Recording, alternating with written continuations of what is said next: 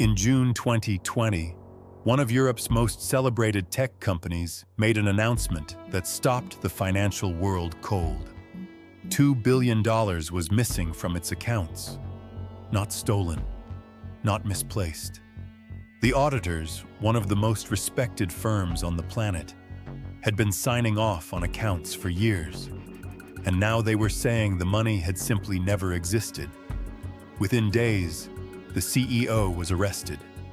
The COO had vanished, and a company that had been worth $24 billion, that had been celebrated as Germany's answer to Silicon Valley, was filing for bankruptcy. The money was never there. The accounts were fake. The empire was fiction.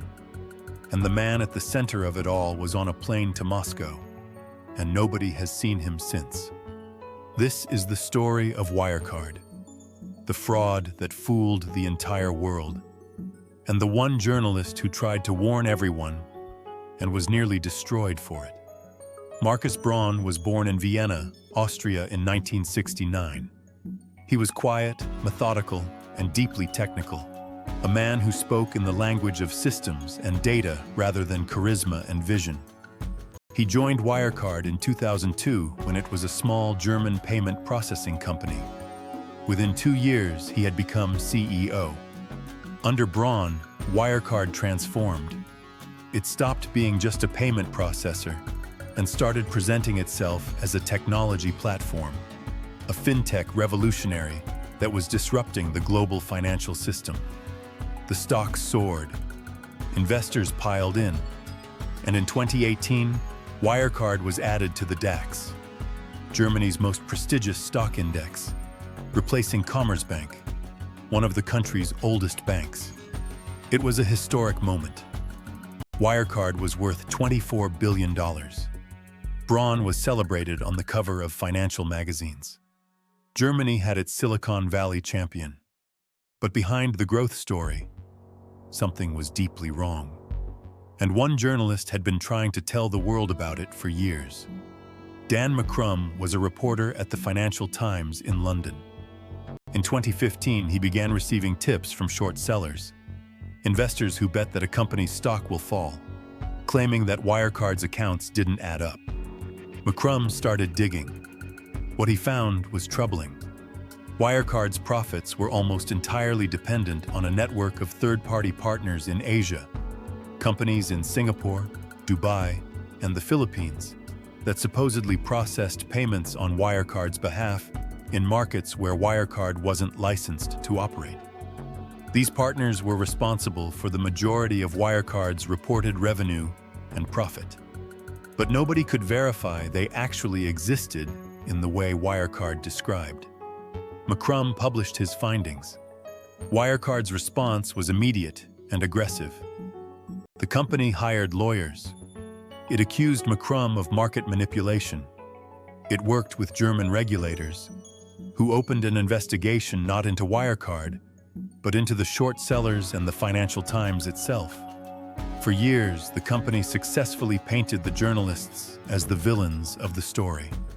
German authorities were not neutral observers. BaFin, Germany's financial regulator, temporarily banned short selling in Wirecard stock, an extraordinary intervention that effectively protected the company from market scrutiny. Politicians spoke in defense of Wirecard. Germany's financial establishment closed ranks around what it believed was a national champion. It was one of the most dramatic reversals of regulatory purpose in modern financial history. The watchdog was protecting the fraudsters from the journalists trying to expose them. Inside Wirecard, the fraud operated through a system of staggering simplicity. The third-party partners that supposedly held billions in Wirecard's cash, parked in escrow accounts in the Philippines, were largely fictional. The money didn't exist.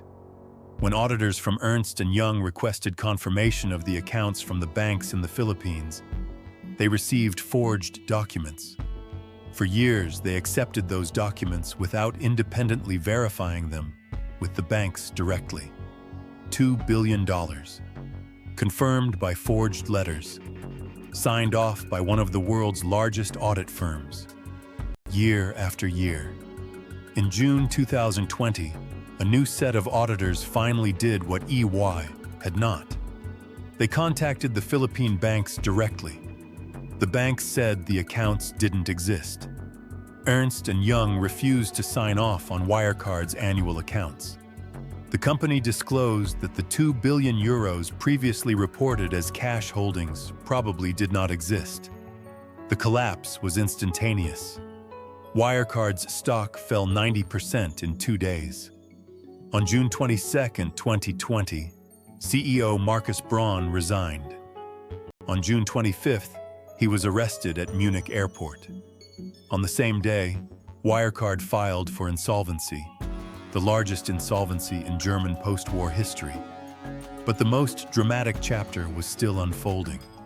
Jan Marsalek, Wirecard's chief operating officer, the man believed to be the architect of the fraud, had been suspended and was due to report to authorities. Instead, he boarded a private plane to Minsk, Belarus, on June 19, 2020. From there, he disappeared. Marsalek is now believed to be living under Russian protection in Moscow. He is wanted by Interpol and multiple European governments. He has been linked by investigators to Russian intelligence services, raising the extraordinary possibility that Wirecard was not just a financial fraud, but a vehicle for espionage. Austrian, German, and British intelligence agencies have all investigated his connections to Russian spy networks. As of today, Jan Marsalek has never been found.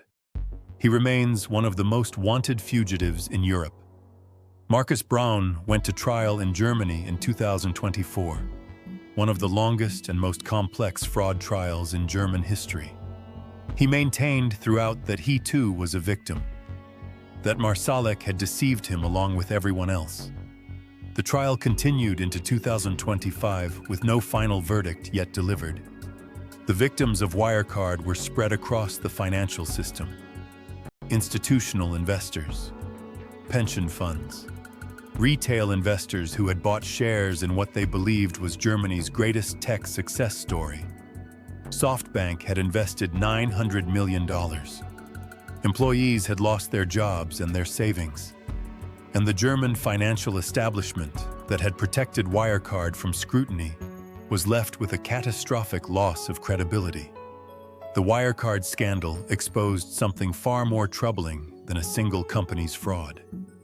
It exposed the systematic failure of every institution designed to prevent exactly this kind of collapse. The auditors failed. The regulators failed. The politicians failed. The financial press, except for one newspaper and one journalist, failed. Dan McCrum, the Financial Times reporter, who had spent 5 years being sued, threatened, and investigated for trying to expose Wirecard, won the Financial Times' highest award for his reporting. He later wrote a book about the investigation. It was called Money Men. The ledger of Wirecard had 2 billion euros that never existed. The auditors signed it. The regulators approved it. The politicians celebrated it. And a man named Jan Marsalek, who may have been a Russian spy all along, built the whole thing and walked away to Moscow while everyone was still trying to understand what had happened. Some ledgers, it turns out, are written entirely in fiction. And the most dangerous ones are the ones that everyone in power has decided to believe. Subscribe to Shadow Ledger. Every week, we open a new ledger, and the numbers never lie.